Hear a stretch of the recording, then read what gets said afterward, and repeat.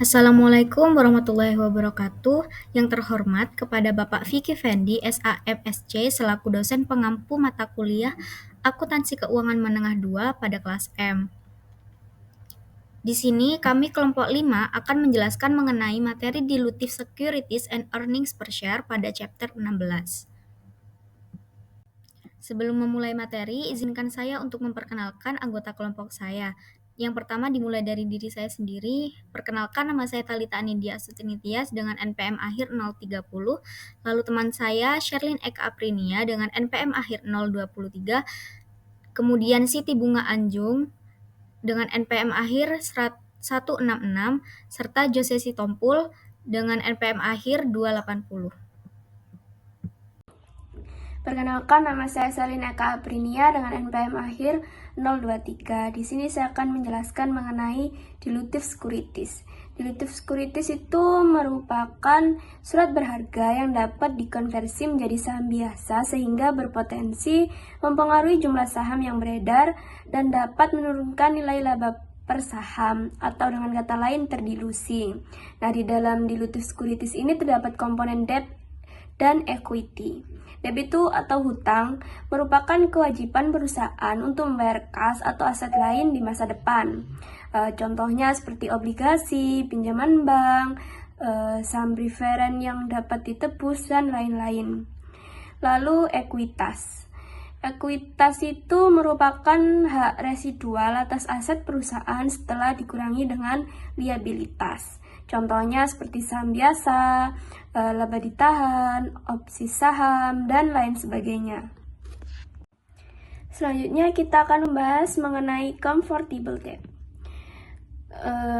Obligasi yang dapat dikonversi menjadi sekuritas perusahaan lainnya selama periode tertentu disebut sebagai convertible bonds. Nah, sedangkan convertible debt ini dicatat sebagai instrumen gabungan perusahaan menggunakan metode with and without untuk menilai instrumen gabungan. Implementasi pendekatan with and without yang pertama itu menentukan jumlah nilai wajar utang yang dapat dikonversi menjadi komponen liabilitas dan ekuitas. Yang kedua, menentukan komponen liabilitas dengan menghitung net present value atau arus kas masa depan pada tingkat suku bunga pasar. Yang ketiga atau yang terakhir, mengeluarkan komponen liabilitas dari nilai wajar utang yang dapat dikonversi untuk mendapatkan komponen ekuitas.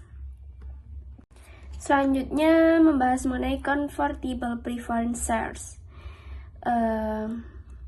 Convertible preferred shares itu mencakup opsi bagi pemegang untuk mengkonversi saham preferennya menjadi saham biasa dengan jumlah tetap. Convertible preferred shares ini dilaporkan sebagai bagian dari equity. Ini ada contohnya. Asumsikan Morse AC menerbitkan 1000 lembar saham preferred convertible dengan nilai nominal 1 euro per lembar. Saham-saham tersebut diterbitkan dengan harga 200.000 euro per lembar. Jurnal untuk mencatat transaksi ini adalah sebagai berikut. Jadi cashnya itu sebesar 200.000, share capital preference-nya itu sebesar 1000, dari 1000 dikalikan dengan 1 euro. Lalu share premium conversion equity sebesar 199.000. Lalu jika setiap saham kemudian dikonversi menjadi 25 saham biasa, dengan nilai per value-nya itu 2 euro.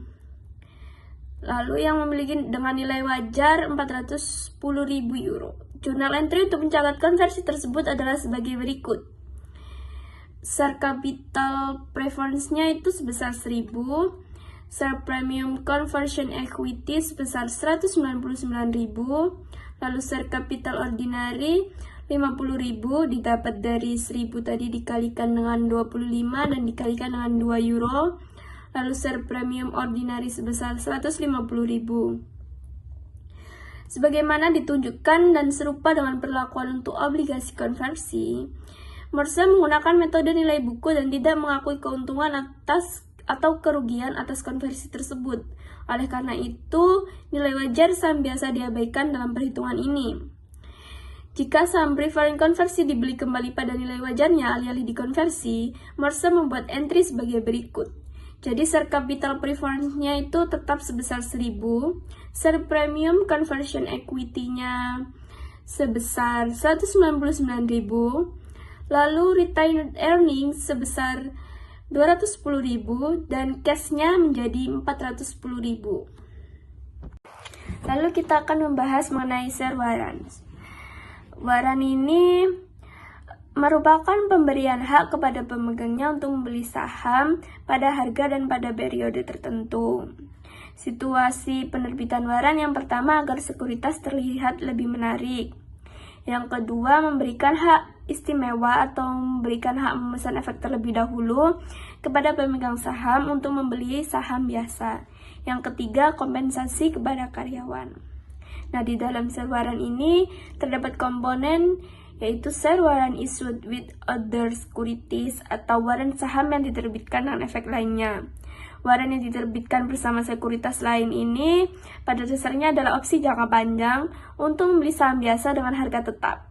Umumnya masa berlaku warrant adalah 5 tahun, tapi juga terkadang 10 tahun. Terkadang perusahaan dapat menawarkan warrant abadi. Warrant saham bekerja seperti ini. Asumsikan bahwa Hypermarketal Group atau CHN menawarkan unit yang terdiri dari satu saham biasa dan satu warrant saham. Dalam hal ini, warrant bohai bersifat detachable, artinya warrant tersebut dapat dipisahkan dari saham biasa dan diperdagangkan sebagai sekuritas terpisah. Assalamualaikum warahmatullahi wabarakatuh. Perkenalkan, nama saya Talita Nindya Astuti Tias dengan NPM 2401300130. Pada kesempatan kali ini saya ingin menjelaskan mengenai share compensation plans atau program kompensasi saham. Nah, jadi ada suatu program yang biasanya dilakukan oleh suatu perusahaan yang disebut dengan share compensation plans atau program kompensasi saham, di mana program ini memberikan kompensasi berupa saham kepada karyawannya. Yang pertama itu terkait dengan share option atau opsi saham. Share option atau opsi saham ini memberikan suatu opsi kepada karyawan utama perusahaan untuk dapat membeli saham biasa pada harga tertentu dalam suatu periode waktu tertentu juga. Nah, program kompensasi yang efektif adalah program yang melakukan beberapa hal berikut ini. Yang pertama, based compensation on employee and company performance, yaitu kompensasi berdasarkan pada kinerja karyawan dan perusahaan. Kemudian yang kedua, motivate employees to high levels of performance, yaitu memotivasi karyawan untuk mencapai tingkat kinerja yang tinggi. Lalu help retain executives and allow for recruitment of new talent, yaitu merupakan sebuah strategi perusahaan agar karyawan eksekutif itu tetap bertahan dan perusahaan berhasil merekrut pegawai berbakat baru atau new talent. Kemudian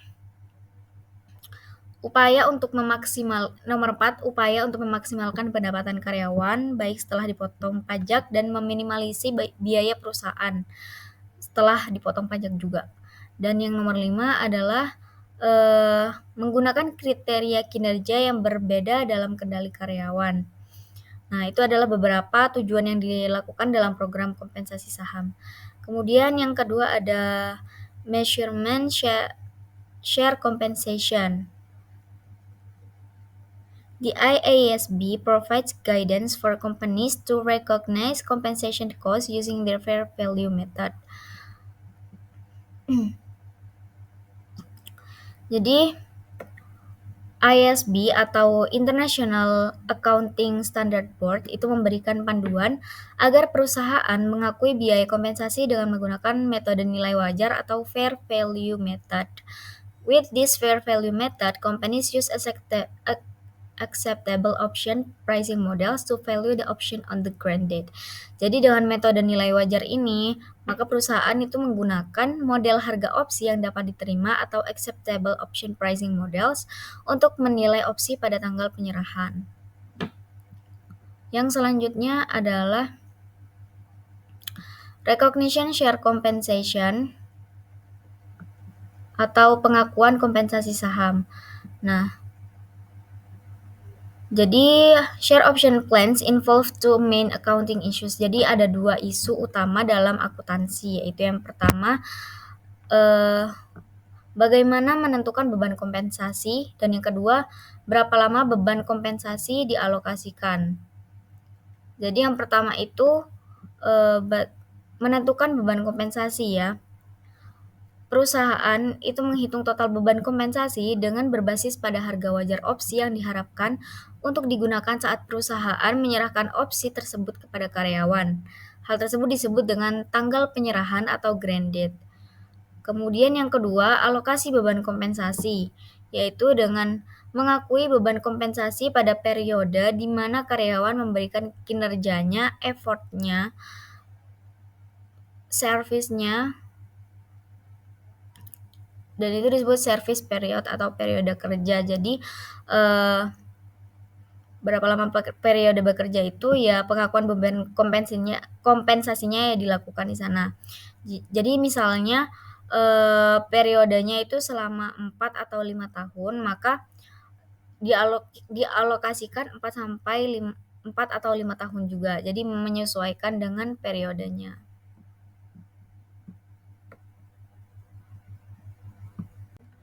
Kemudian yang selanjutnya adalah example for share option plan atau contoh kompensasi saham.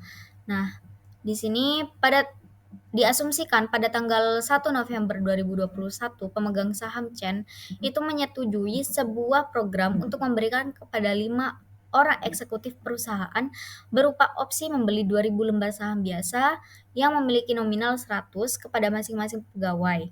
Perusahaan menyerahkan opsi tersebut pada tanggal 1 Januari 2022. Jadi 1 Januari 2022 ini adalah grant date-nya. Dan para eksekutif dapat melaksanakan opsinya kapan saja dalam kurun waktu 10 tahun. Harga opsi per lembarnya adalah 6.000 dan harga pasar pada tanggal penyerahan opsi adalah 7.000 per lembar. Nah, berbasis pada nilai wajar, maka perusahaan menghitung total beban kompensasi dengan menerapkan acceptable fair value option pricing model, yakni the Black-Scholes option pricing model. Untuk menyederhanakan contoh ini, jadi kita asumsikan fair value option pricing modelnya itu menetapkan bahwa total beban kompensasi adalah sebesar 22 juta. Lalu dilihat pada basic entries-nya.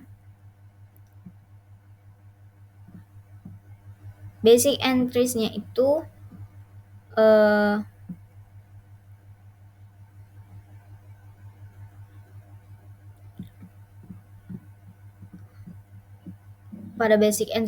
mengasumsikan bahwa periode manfaat yang diharapkan adalah 2 tahun dihitung dari tanggal penyerahan atau grant date.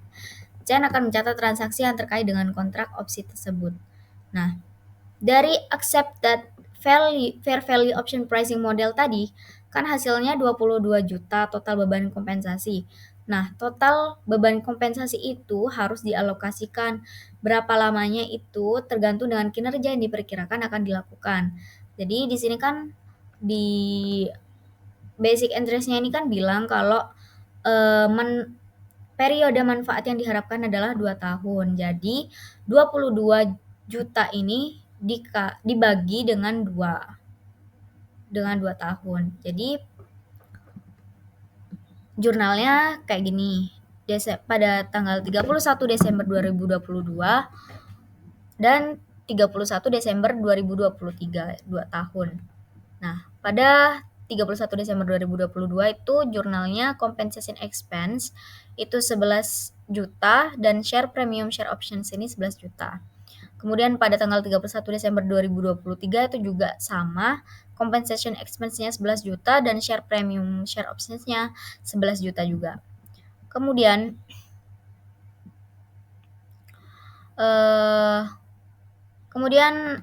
pada pelaksanaan hak opsi, jika eksekutif Chen menggunakan 2.000 dari 10.000 opsi atau 20% dari jumlah opsinya pada tanggal 1 Juni 2025, atau 3 tahun dan 5 bulan setelah tanggal pemberian, perusahaan itu mencatat jurnalnya sebagai berikut. Jadi pada tanggal 1 Juni 2025 itu keluar cash 12 juta, ini dari 2000 ini dari lembar sahamnya, dan dikali dengan 6.000 ini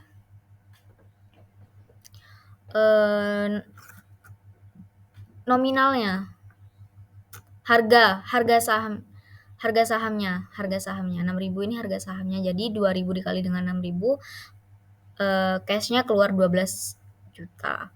Kemudian share premium, share optionsnya ini 4.400.000. Dari mana? Jadi dilihat pada tanggal 2022 dan 2023, mereka juga mengeluarkan share option sebesar 22 juta, yang mana itu dari 2022 itu 11 juta dan 2023 itu 11 juta juga. Kemudian dijumlah menjadi 22 juta. Nah, 22 juta ini dikali dengan 20%, karena ini 20% of the options, 20% dari opsinya, dari jumlah opsinya. Jadi 22 juta dikali dengan 20% menjadi 4.400.000. Kemudian share capital ordinary-nya ini juga 2.000, ini jumlah lembar sahamnya dikali dengan 100, ini harga nominalnya menjadi 200.000. Kemudian share premium ordinary itu 16.200.000. Yang selanjutnya ini masih lanjutan yang tadi. Jadi bagaimana jika ada sisa opsi yang masih belum digunakan hingga tanggal kadaluarsa? Kalau yang tadi kan sudah 20% digunakan dari jumlah asetnya ya kan, berarti masih sisa 80%. Nah, gimana kalau 80%-nya ini udah kadaluarsa? Jadi pencatatannya itu seperti ini ya. Pada tanggal 1 Januari 2032, yaitu pada expiration date, pada tanggal kadaluarsanya, itu menghapus sisa saldo share option. Kalau yang tadi kan 22 juta, udah dikali 20% ya kan, 20%-nya kan digunakan. Nah, itu memiliki sisa 17.600.000, atau bisa saja 22 juta itu dikali dengan 80%. 80% ini opsi yang belum digunakan. Kemudian selanjutnya mengkredit share premium yang expired share option ini 17.600.000 juga gitu. Selanjutnya ada restricted shares atau share yang dibatasi. Atau saham yang dibatasi. Jadi program pembatasan saham ini atau restricted share plans itu merupakan program pemberian saham kepada karyawan dengan ketentuan bahwa saham tidak boleh dijual, dipindah tangankan atau digunakan sampai dengan batas waktu yang ditetapkan. Manfaat utamanya itu ada yang pertama, saham ini merupakan sekuritas yang tidak pernah menjadi sesuatu yang tak berharga. Kemudian yang kedua, umumnya saham ini sedikit sekali mengurangi persentase kepemilikan pemegang saham lama. Dan yang terakhir, saham ini memiliki kesesuaian antara program insentif karyawan dengan program insentif perusahaan.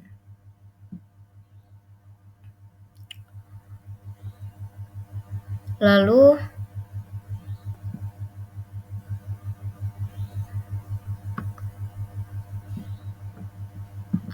employee share purchase plan atau program pembelian saham oleh karyawan. Jadi pada umumnya program ini memberikan keleluasaan kepada seluruh karyawan untuk membeli saham dengan harga diskon dalam rentang waktu tertentu yang singkat dan diakui dengan kompensasi dan harus dicatat sebagai beban selama masa penawaran.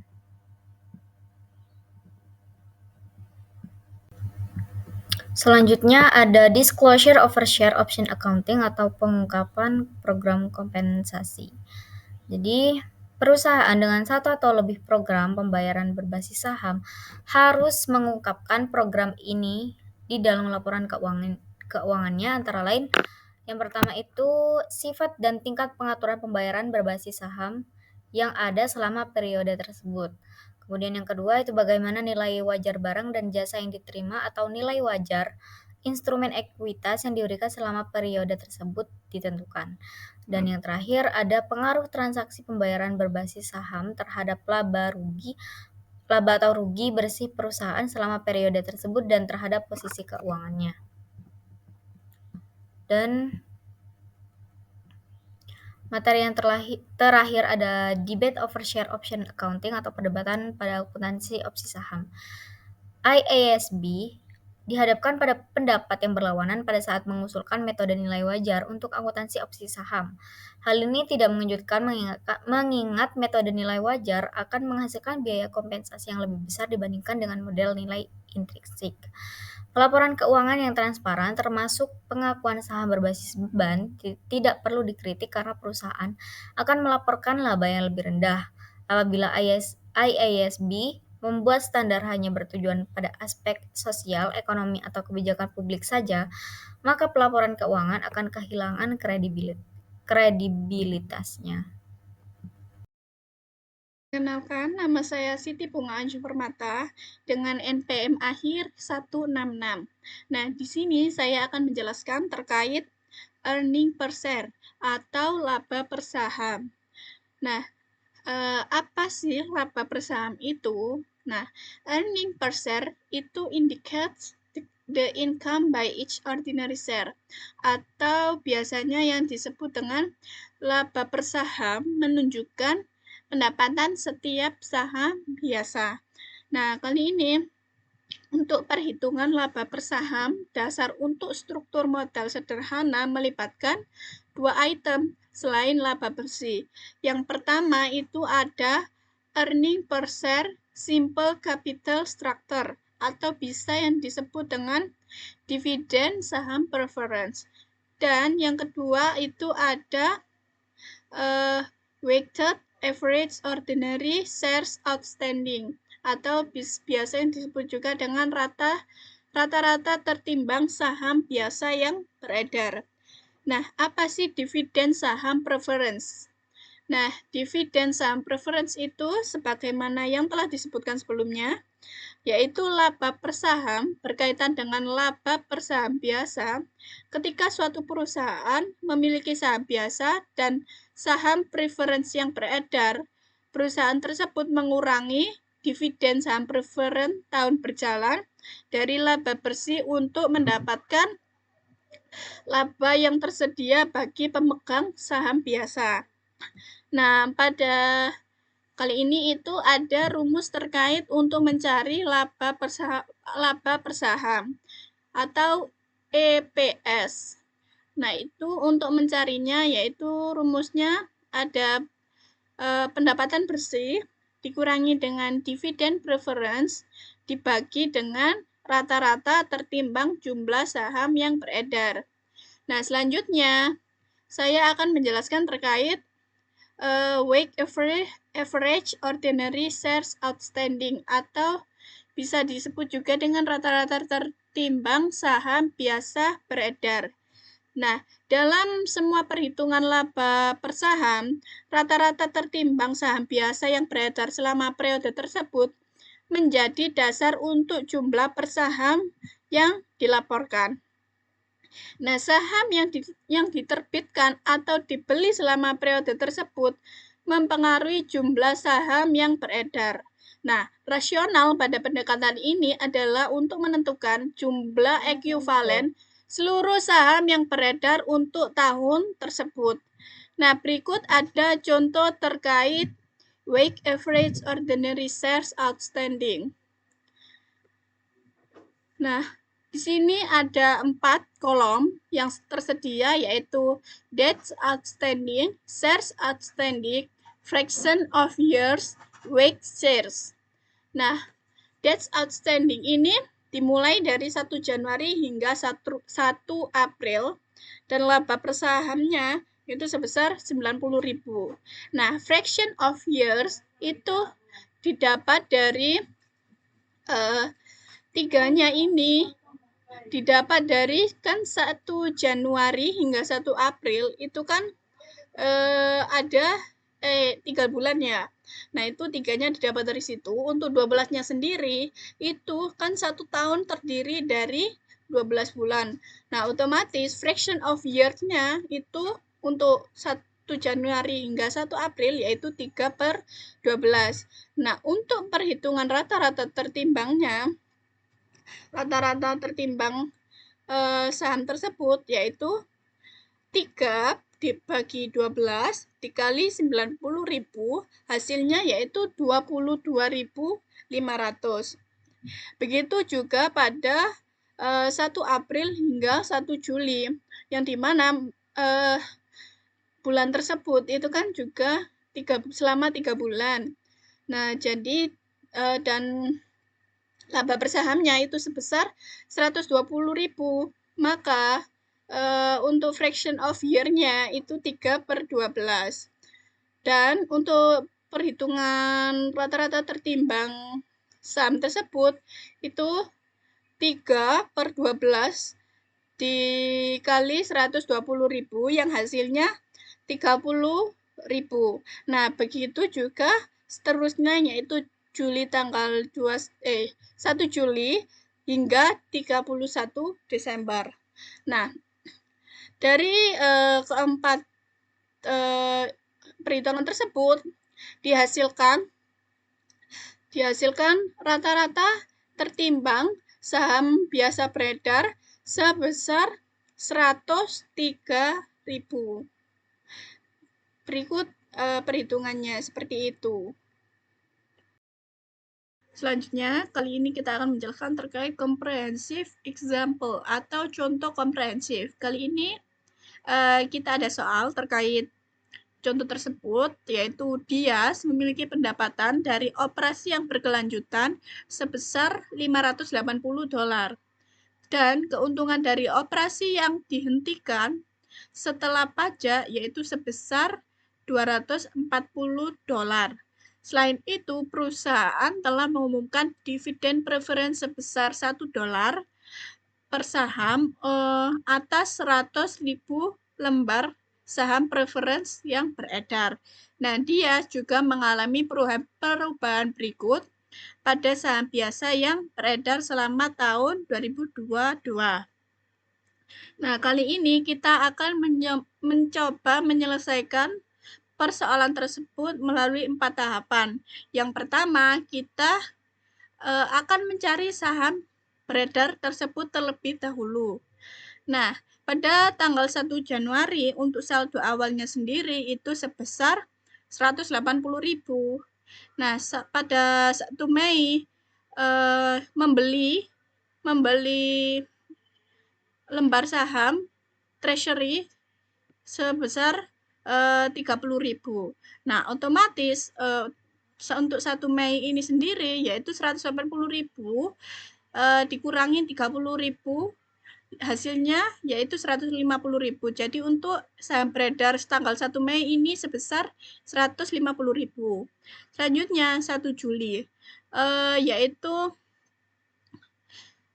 300.000 saham tambahan. Nah, dan pembagian saham 3/1. Nah, ini itu maksudnya kan ini kan ada tambahan saham sebesar 300.000.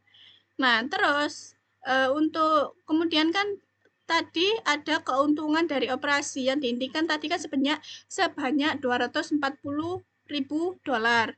Nah, $240.000 ini ditambah 300.000. Hasilnya yaitu 540.000. Nah, kemudian untuk mencari saham beredar pada tanggal 1 Juli ini yaitu 150.000 ditambah 540.000 hasilnya 690.000. Jadi untuk saham beredar pada tanggal 1 Juli ini sebesar 690.000. Nah, kemudian pada tanggal 31 Desember menerbitkan 50.000 saham secara tunai. Otomatis untuk mencari saldo pada 31 Desember ini 690 ditambah 50.000 saham tersebut. Jadi 690 tambah 50.000 hasilnya 740.000 untuk saldo akhir pada 31 Desember. Nah, selanjutnya kita akan mencari rata-rata tertimbang. Nah, untuk rata-rata tertimbang, hasil saham beredar yang sudah kita hitungkan tadi, kita masukkan ke kolom saham beredar. Nah, selanjutnya untuk pecahan tahun ini itu dihitung dari kan 1 Januari hingga 1 Mei itu kan memakan 4 bulan, memakan waktu 4 bulan. Nah, 12 ini didapatkan dari 1 tahun, itu kan terdiri dari 12 bulan.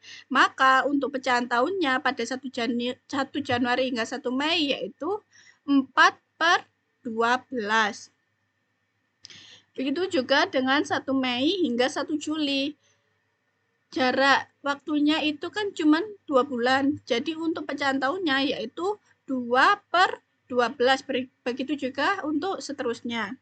Nah, untuk pernyataan kembali ini sebesar 3 untuk pada 1 Januari dan 1 Mei.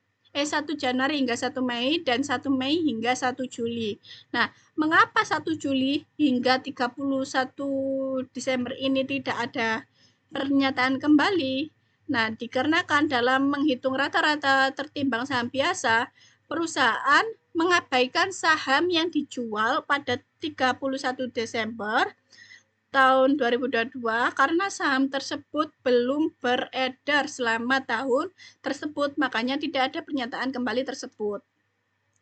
Oleh karena itu, untuk mencari tertimbang, rata-rata tertimbangnya pada 1 Januari hingga 1 Mei, cara menghitungnya yaitu 4 dibagi 12 dikali 180.000, itu kan hasilnya 60.000. Nah, 60.000 itu kita kalikan dengan 3 yang hasilnya tertimbangnya untuk bulan tersebut yaitu sebesar 180.000.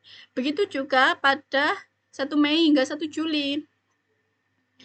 2 dibagi 12 dikali 150.000. Hasilnya itu kan 25.000. 25.000 kita kalikan dengan pernyataan kembali tadi angka 3 yaitu 25.000 kali 3 hasilnya 75.000. Dan untuk 1 Juli sampai 31 Desember ini kan memakan waktu 6 bulan, jadi 6/12 kita kalikan dengan 690.000. Kan tadi sudah tidak ada pernyataannya, jadi langsung aja hasilnya yaitu 225.000. Dan kita total hasil rata-rata tertimbang saham biasa yang beredar yaitu sebesar 480.000 dolar. Nah, selanjutnya kita akan menghitung pendapatan yang tersedia bagi pemegang saham biasa. Nah, di sini terdapat 3 kolom.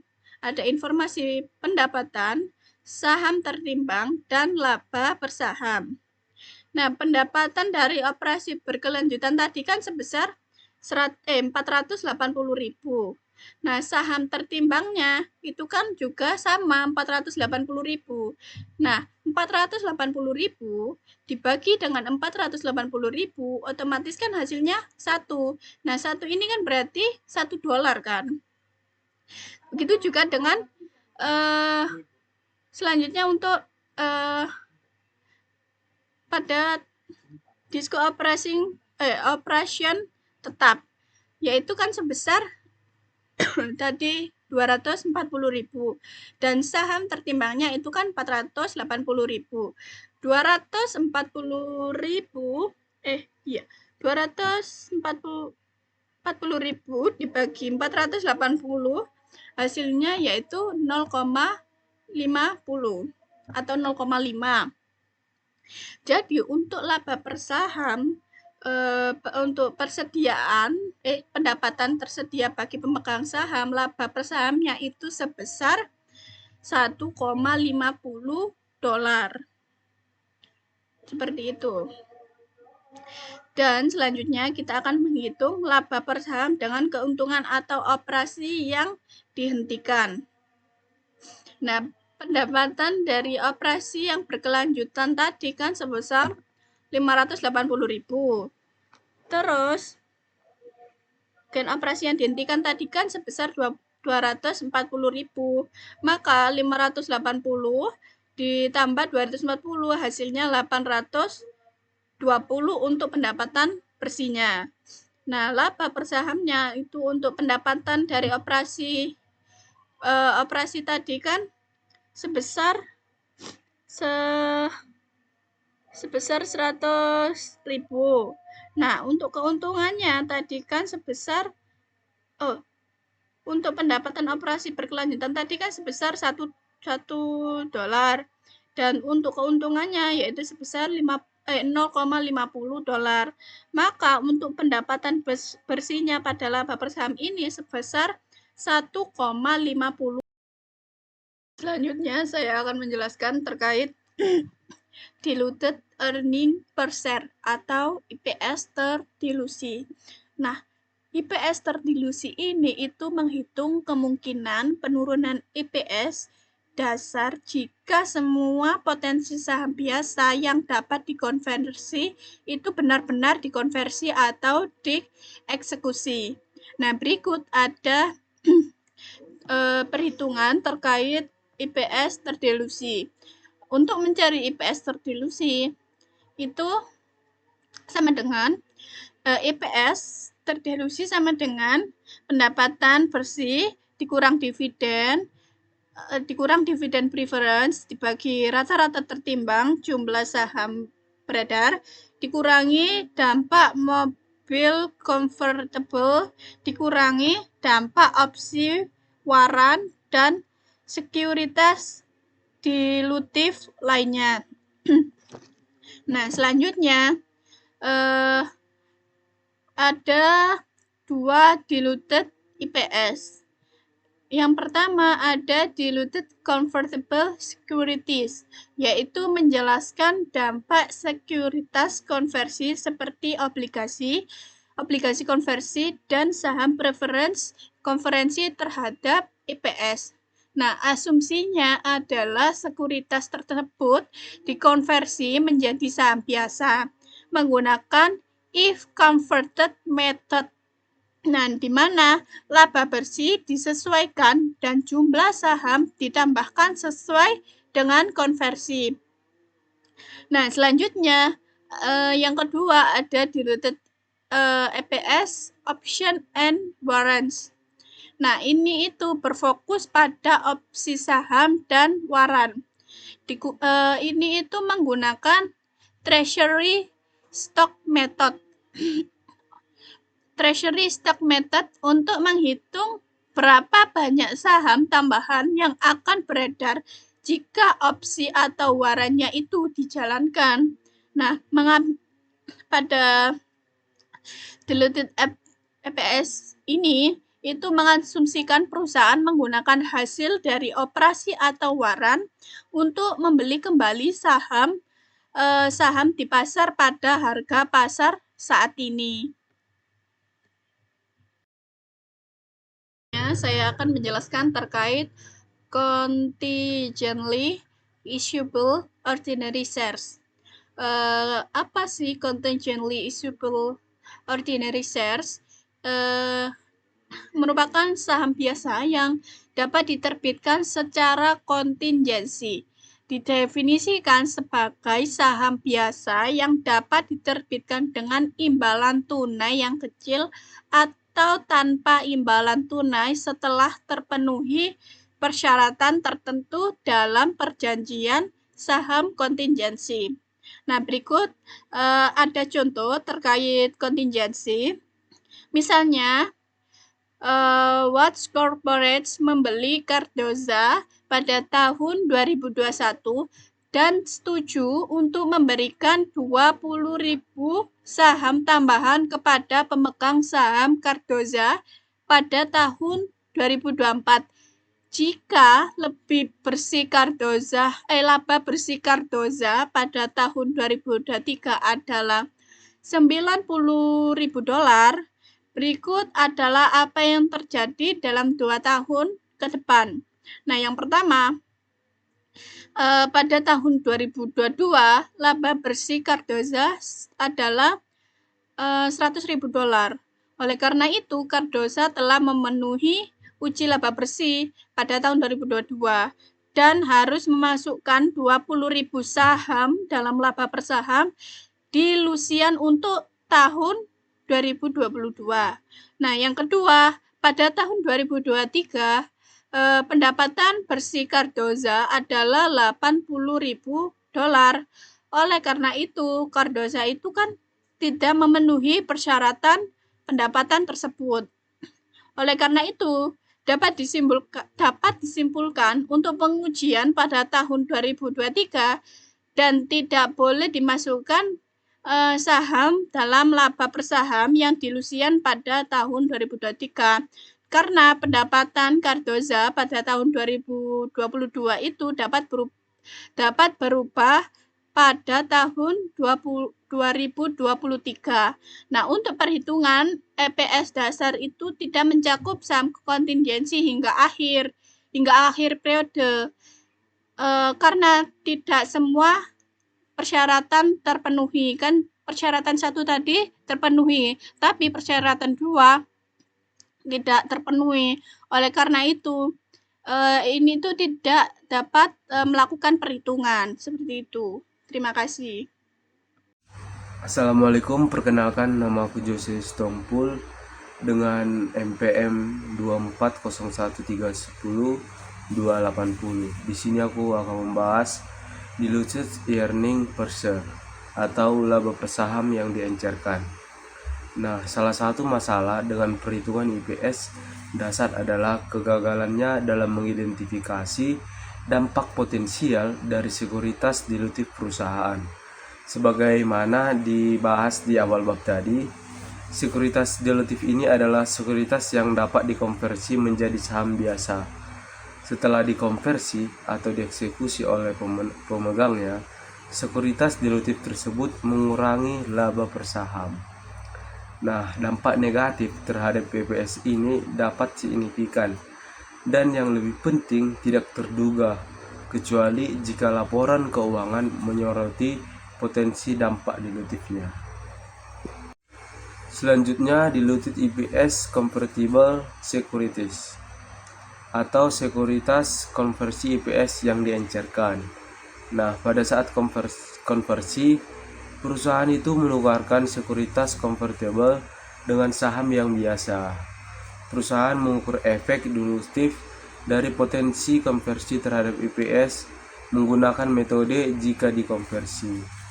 Metode ini untuk obligasi convertible mengasumsikan yang pertama adalah konversi sekuritas convertible pada awal periode atau pada saat penerbitan sekuritas jika diterbitkan selama periode tersebut. Dan yang kedua, penghapusan bunga terkait setelah pajak. Dengan demikian, saham tambahan yang diasumsikan diterbitkan meningkatkan penyebut rata-rata tertimbang saham biasa yang beredar. Jadi jumlah beban bunga setelah pajak meningkat membilang laba bersihnya. Selanjutnya, diluted EPS option and warrants atau opsi dan waran EPS yang diencerkan. Nah, metode saham treasury ini mengasumsikan bahwa opsi atau waran dieksekusi pada awal tahun atau tanggal penerbitan jika lebih lambat, dan perusahaan biasanya menggunakan hasil tersebut untuk membeli saham biasa untuk treasury ini. Nah, jika harga pelaksanaan lebih rendah dari harga pasar saham, maka hasil pelaksanaan tidak cukup untuk membeli kembali seluruh saham. Nah, setelah itu semua terjadi, perusahaan kemudian menambahkan sisa saham tambahan ke rata-rata tertimbang saham yang biasanya beredar untuk tujuan menghitung laba per saham di Lucian. Selanjutnya, contingency issuable share atau saham yang dapat diterbitkan secara kontingensi. Nah, saham biasa yang dapat diterbitkan secara kontingensi didefinisikan sebagai saham biasa yang dapat diterbitkan dengan sedikit atau tanpa imbalan tunai setelah terpenuhinya persyaratan tertentu dalam perjanjian saham kontingensi. Nah, misalnya dalam kombinasi bisnis, pihak pengakuisisi dapat setuju untuk menerbitkan saham tambahan dan saham yang dapat diterbitkan secara kontingensi dalam keadaan tertentu. Perusahaan itu umumnya menerbitkan saham kontingensi ini berdasarkan ukuran seperti pencapaian tingkat laba harga pasar tertentu. Aturan dasarnya adalah jumlah saham kontingensi yang akan dimasukkan dalam laba per saham dilusiankan didasarkan pada jumlah saham yang akan diterbitkan jika akhir periode tersebut merupakan akhir periode kontingensi.